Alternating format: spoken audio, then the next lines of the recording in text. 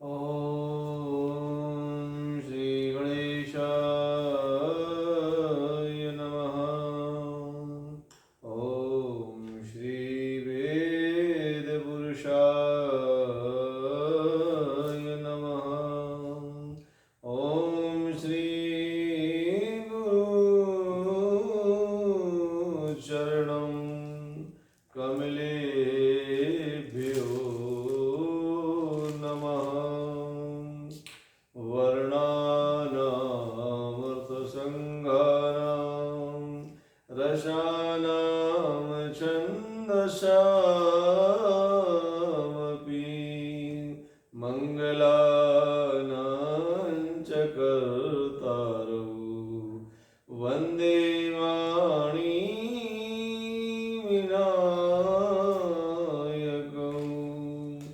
भवानी शङ्करौ वन्दे श्रद्धा विश्वासरूपिणौ याभ्यां विना न पश्यन्ति श्रद्धा स्वान्तः स्थिरीश्वरम् आपदामपहर्तारं दातारं सर्वसम्पदां लोकाभिरामं श्रीरामं भूयो भूयो नमाम्यहम्।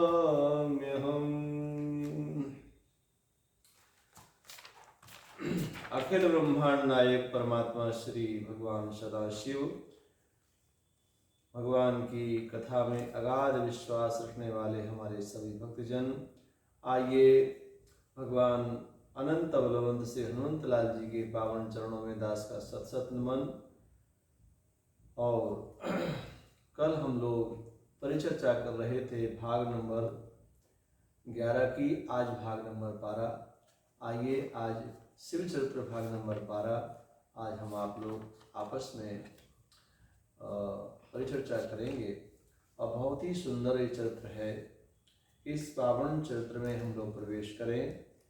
कल हम लोग कह रहे थे कि पार्वती पहि जाई तुम प्रेम परीक्षा लेहु और गिरही प्रेरी पठेहु भवन दूरी करेहु संदेहु।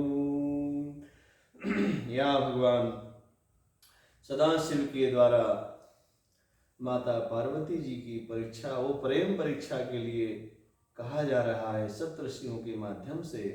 सप्तऋषि जो हैं माता पार्वती का और परीक्षण करने के लिए पधार रहे हैं। आइए, और जब सप्तऋषियों ने आकर के माता पार्वती जी को देखा है, उनकी स्थिति क्या है। माता पार्वती तपस्या में निरत हैं, मानो कोई मूर्ति बन गई है। एक मूर्ति के सदृश विराजित हैं अपने स्थान पर। कोई भी शरीर में स्पंदन नहीं हो रहा है, किसी भी प्रकार का भाव भंगिमाएं नजर नहीं आ रही हैं। एक मूर्ति की तरह स्थापित हैं मां जगदम्बा। आज हम लोग जब साधना करते हैं, हम लोग पूजा करते हैं, पाठ करते हैं, अपना पाठ करें या किसी यजमान का पाठ करें, तो हम किसी पर कटाक्ष नहीं करना चाहते हैं और न किसी की जीविका को नुकसान पहुंचाना चाहते हैं। लेकिन एक वैज्ञानिक दृष्टि से और आध्यात्मिक दृष्टि से यह अवगत और एक एहसास कराना चाहते हैं, बताना चाहते हैं कि आपको इन चीज़ों का अवगत हो, इन चीज़ों की जानकारी हो कि हम जब तक किसी आसन के साथ जितेंद्रिय ना हो, किसी मंत्र के साथ जब हम आसन पर बैठते हैं, उस आसन का महत्व होता है। जिस मंत्र को साधना में लेते हैं, उस मंत्र का भी महत्व होता है। जिन गुरुदेव के द्वारा मंत्र प्राप्त करते हैं, उन गुरुदेव का भी जीवन में विशेष महत्व होता है। जिस समय में वो करने का रहता है, जिस समय वो क्रिया करनी है, जिस समय वो साधना करनी है, उस समय भी महत्वपूर्ण होता है। असमय के कार्य नहीं किया जाता है, समय का भी बड़ा महत्व है। साधना ऐसे ही नहीं की जा सकती है। वो एक कहावत है सामान्य भाषा में, कहते हैं लोग कि सबरी कुतियां प्रयागराज जाएंगी, तो घर की हंडी कौन चाटेगा? सभी सिद्ध साधक महापुरुष बन जाए संसार में तो यमराज जी तो बेचारे खैनी बनाएंगे बैठे बैठे, वो क्या करेंगे? तो निवेदन यही है, साधना कोई सामान्य सब्जेक्ट नहीं है। साधना एक बहुत विलक्षण और बहुत ही क्लिष्ट विषय है, जो किसी गुरु परंपरा के द्वारा माता पार्वती ने जो साधना की है, उनमें उनके गुरु नारद जी हैं। देवर्षि नारद जी ने ही पूरा मार्गदर्शन किया है, मंत्र भी दिया है, और तपस्या कैसे करनी चाहिए, किन स्थानों पर करनी चाहिए, और कितने समय तक किन किन परिस्थितियों को कैसे कैसे फेस करके करनी चाहिए, ये सारी विधि नारद जी ने माता पार्वती को समझाई थी। बिना गुरु के, गुरु बिना ज्ञान भेद बिना चोरी, बिना गुरु के ज्ञान संभव ही नहीं है। गुरु बहुत जरूरी है। यहाँ तपस्या की जो स्थिति है बहुत ही स्पष्ट है। हम जब साधना करते हैं तो एक आसन से 24 मुद्राएं होती हैं।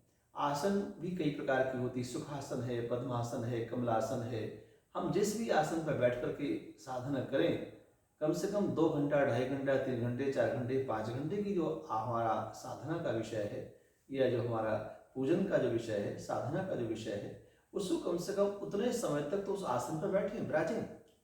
हम कभी ऐसे करवट बदलें, कभी इधर से करें, कभी इधर से करें, 10 बार स्थान अपना परिवर्तित करें, है ना, कभी पैर फैलाएं, कभी पैर सिकोड़ें, कभी पैर मोड़ें।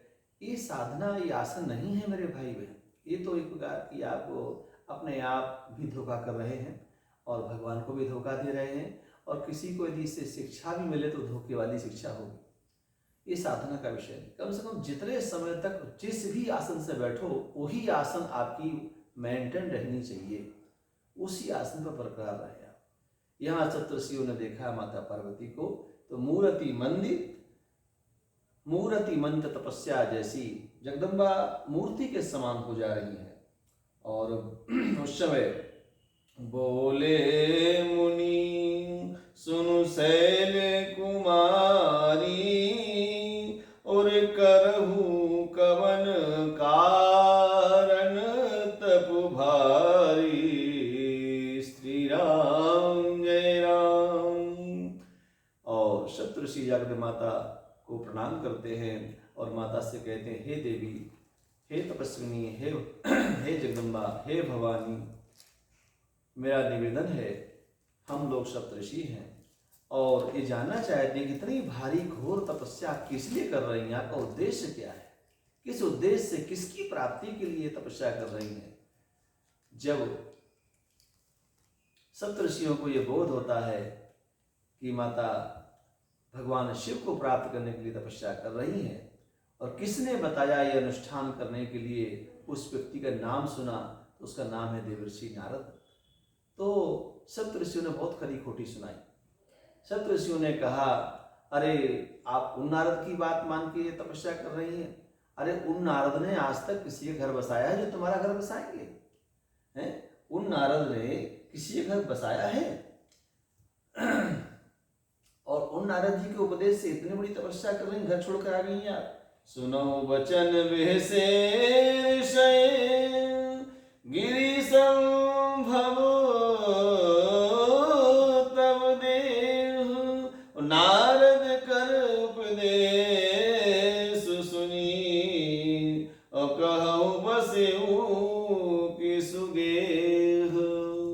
अरे देवी, इतना तो सोचा होता, जिन नारद जी के कहने से आप अपना घर द्वार छोड़ करके, अपने माता पिता को छोड़ करके अरण्य में, जंगल में इतनी कठोरतम इतनी कठोरतम आप जो है तपस्या कर रही हैं, हे जगदम्बा, इतना तो सोचा होता। वो नारद जी ने आज तक ना तो अपना घर बसा पाया, ना किसी दूसरे घर बसाया है। उनने किसी घर बसाया है जो तुम्हारा घर बसाएंगे? और महाराज दक्ष की उन्होंने 10 पुत्रों को ऐसा उपदेश दिया।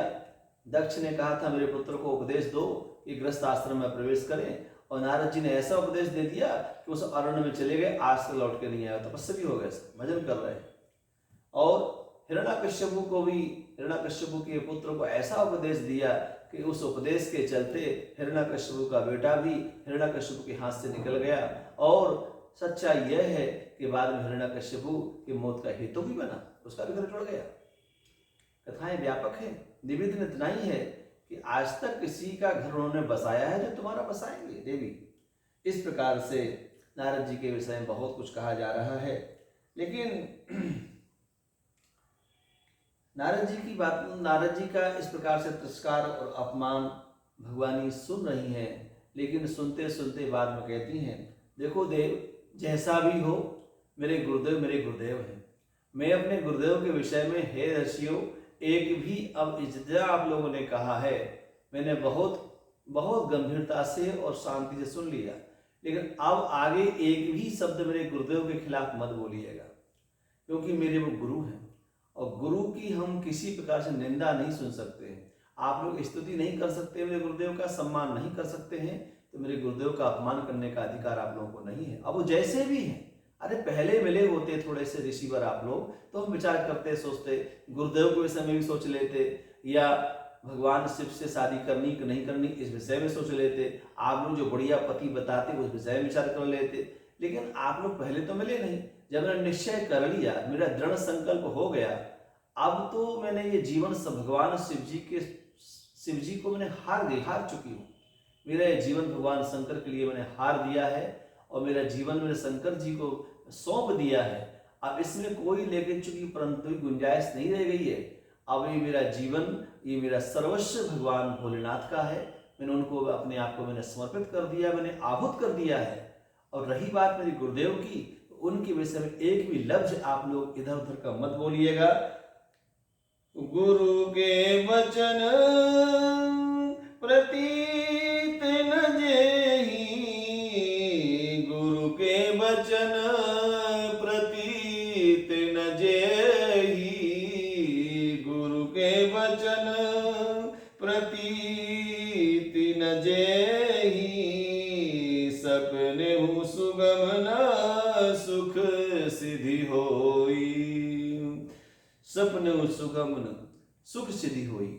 जिनको अपने गुरुदेव की वाणी में, अपने गुरुदेव के विचारों में, अपने गुरुदेव के आदेश में, गुरुदेव के सिद्धांतों में, गुरुदेव की क्रियाओं में, प्रक्रियाओं में विश्वास नहीं है, अपने गुरु की वाणी में विश्वास नहीं है, गुरु की शिक्षा में विश्वास नहीं है, गुरु में विश्वास जिन लोगों का नहीं है, गुरु के प्रति की प्रीति नहीं है, विश्वास नहीं है, ऐसे लोगों के जीवन में सपने में भी सुगमता नहीं आ सकती है, सपने में भी सुख नहीं आ सकता है और सपने में भी सिद्धि नहीं आ सकती है। मेरे भाई बहन, ये सिद्धि, सुख और जितना भी सुलभता है ये तभी संभव है जब गुरुदेव के प्रति आपका विश्वास हो, गुरुदेव के प्रति आप तटस्थ हो। कहते हैं गुरु मेहरबान तो चेला पहलवान, गुरु कृपा केवलम शिष्य परम मंगलम। जीवन में गुरु की कृपा सर्वप्रथम है मानी जाती है। पहले, सबसे पहले भगवान गुरुदेव भगवान की कृपा होनी चाहिए। हनुमान चालीसा का पाठ करते हैं आप लोग, हनुमान चालीसा के पाठ में पंक्ति आती है, सभी लोगों ने पढ़ा होगा। हनुमान जी के चरणों में भक्त जब जाता है, हनुमान जी की प्रार्थना करता है, उपवास करता है, उनका दर्शन करता है। दर्शन करते करते एक दिन हनुमान जी प्रकट होते हैं, भक्त से कहते हैं, बालक बोलो तुम्हें क्या चाहिए, क्या चाहते हो तुम, इतने वर्षों से मेरे दरबार में आ रहे हो, आज हम तुम्हें कुछ वरदान देना चाहते हैं, आशीर्वाद देना चाहते हैं। तो वो चेला कहता है, वो भक्त कहता है, वो साधक कहता है, हे भगवान, हे हनुमंतलाल जी महाराज, आप यदि वाकई में हम पर, हमारी जिंदगी में, हमारी क्रियाओं से, हमारी सेवाओं से यदि आप प्रभावित हैं और मुझे कुछ देना ही चाहते हैं भगवान, तो आप अपनी कृपा मत दीजिएगा, आप अपना आशीर्वाद मत दीजिएगा। हनुमान जी बोले, अरे भाई, तो आते हो मेरी शरण में, मेरी पूजा करने आ रहे हो, मेरा दर्शन करने आ रहे हो, वो किसका मांग रहे हो, किसका तुम चाहते हो? बोले, भगवान, यदि आप कृपा करना चाहते हैं तो आप अपनी कृपा मत करिएगा, आप जब कृपा करिएगा तो गुरुदेव की कृपा करिएगा, गुरुदेव की भांति सदृश कृपा करिए। जैसे गुरुदेव भगवान कृपा करते हैं वैसी कृपा आप करिएगा भगवान। अच्छा, बोले, जय जय जय हनुमान गोसाई, और कृपा करहूं गुरुदेव की नाई। जय जय जय जय जय जय हनुमान गोसाई, और कृपा करहूं गुरुदेव की नाई। आप यदि कृपा करना ही चाहते हैं भगवान, आपकी जय हो, आपकी जय हो। यदि आप कृपा करना ही चाहते हैं तो आप अपनी कृपा प्लीज मत करिएगा। आप कृपा करिएगा तो गुरुदेव के भांति, गुरु के सदृश कृपा करिएगा, जिससे कि जीवन में किसी प्रकार का अभाव न रहे और अभाव में स्वभाव ना बदले और हम अपनी मंजिल को प्राप्त कर सकें। कहते हैं गुरु कृपा केवलम शिष्य परम मंगलम। जब जीवन में गुरुदेव भगवान कृपा करते हैं तो शिष्य का मंगल ही नहीं परम मंगल हो जाता है। मेरे भाई बहन, यहाँ पर माता पार्वती जी सप्त ऋषियों से कह रही हैं, हे सप्त ऋषियों, आप लोग जो भी कह रहे हैं अपने जगह पर ठीक हो सकता है, लेकिन मैं अपने कानों से नहीं सुन पा रही हूँ, मैं अपने गुरुदेव की निंदा नहीं सुन पा रही हूँ। मेरे गुरुदेव के विषय में कुछ मत बोलिएगा। जो भी नारद जी के विषय में कुछ कहा जा रहा है मैं नहीं सुनना चाहती हूँ। मेरे वो गुरुदेव हैं, मैं उन्हें गुरु मानती हूँ, उनके प्रति मेरी प्रीति है, मेरा विश्वास है और उसी विश्वास से भगवान विश्वनाथ ही मुझे प्राप्त होंगे, ऐसा मेरा पक्का विश्वास है। इस प्रकार का ऋषियों ने जब माता पार्वती को सुना, माता सती को, माता जगदम्बा को सुना है तो उनके मन में बहुत ही अच्छा एक भाव आता है। वो सोचते हैं कि माता जी की प्रीति भगवान शिव में है और भगवान शिव को इन्होंने अंगीकार कर लिया है। और भगवान माँ शिवा कहती हैं कि जन्म कोटि लगी रगर हमारी, जन्म कोटि लगी रगर हमारी, और बरऊ शंभुनत रहूं कुमारी। जन्म कोटि लगी और जन्म कोटि लगी रगर हमारी, और बरऊ शंभुनत रहूं कुमारी। तजहु न नारद कर उपदेशु, और आप कहीं सतवार महेशु। जगदम्बा माता पार्वती कहती हैं कि हे ऋषियों, मेरा ये पूरा जन्म भगवान शिव जी के लिए मैंने समर्पित कर दिया है। मैंने अपना जीवन भगवान शिव जी को दे दिया है, सौंप दिया है। अब सौंप दिया इस जीवन का सब भार तुम्हारे हाथों में। हे नारायण, हे भगवान सदाशिव, मैंने आपको सर्वस्व, मैंने अपने आप को निछावर कर दिया है। और अपने गुरुदेव का जो उपदेश है, नारद जी का जो उपदेश है, वो उपदेश मैं पालन कर रही हूँ। आप कहें, वो चाहे भगवान शंकर स्वयं आकर के 100 बार हमसे कहें, तब भी मैं अपनी बात पे टलने वाली नहीं हूँ। मैं भगवान शिव को अपना सर्वेश्वर मान चुकी हूँ। मैं पापरऊ कहीं जगदम्बा, और तुम भी है गवनहु भयउ विलंबा। देखी प्रेम बोले मुनि ज्ञानी, और जय जय जय जगदम्बिके भवानी। देखी प्रेम, भगवान शिव ने कहा था प्रेम परीक्षा। आप जगदम्बा की प्रेम परीक्षा लेंगे। पार्वती पही जाए तुम प्रेम परीक्षा लेहू। प्रेम परीक्षा के लिए आए थे, आज प्रेम परीक्षा में माँ जगदम्बा सफल हो गई। कहा जा रहा है देखी प्रेम बोले मुनि ज्ञानी, और जय जय जय जगदम्बिके भवानी। प्रेम जो देखा है माता का शिव जी के प्रति जो अगाध प्रेम है, उस प्रेम को देकर के मुनियों के मन में ये भाव आता है, जय हो हे जगदम्बिके, आपकी सदा जय हो, आपकी सदा जय हो। हे भवानी, हे जगदम्बे, आपकी सदा जय हो। आप भगवान शिव की प्रिया हैं, मेरी माँ हैं, मेरी माता हैं आप। और अपनी माता संबोधन करके और ऋषियों ने उनको प्रणाम किया है। तुम माया भगवान शिव, सकल जगत नाय चरण सिर मुनि चले, पुनि पुनि हर सतगाम। सप्तऋषियों ने माता को प्रणाम किया है, कहा हे माता, आप भगवान सदाशिव की माया हैं, उनकी अर्धांगिनी हैं। आप सदा भगवान शिव के साथ विराजित हैं वाम भाग में, इसलिए आप जगत के माता पिता हैं। आपको हम लोग प्रणाम करते हैं। हमारी क्या हैसियत है कि हम आपकी परीक्षा लें, ये तो भगवान शिव की ही प्रेरणा थी। मेरी कोई इच्छा नहीं थी माता, मुझे माफ करना। और ऋषियों ने जगदम्बा को प्रणाम किया है। यहाँ पर कालिदास जी भी लिखते हैं, वागर्था प्रति संप्रत्यौ वागर्था प्रतिपत्तये और जगतः पितरौ वंदे पार्वती परमेश्वरौ। जगत के माता पिता भगवान गौरी शंकर हैं, भगवान महादेव माता पार्वती हैं। इनको सभी लोगों को सत सत नमन करना चाहिए और भगवान शंकर और भगवान देवी शिवा के प्रति किसी प्रकार की भी मन में आशंका नहीं होनी चाहिए। भगवान शिव विश्वास के प्रतीक हैं, देवी शिवा श्रद्धा की प्रतीक हैं। श्रद्धा और विश्वास को हम सत सत नमन करते हुए आज की कथा को यही विराम देते हैं और कल भाग आपके पास 13 प्रस्तुत किया जाएगा। तब तक के लिए हम लोग आप सभी लोगों से विदा लेते हैं। परम पुनीत पावन प्रसंग शिव चरित्र चल रहा है।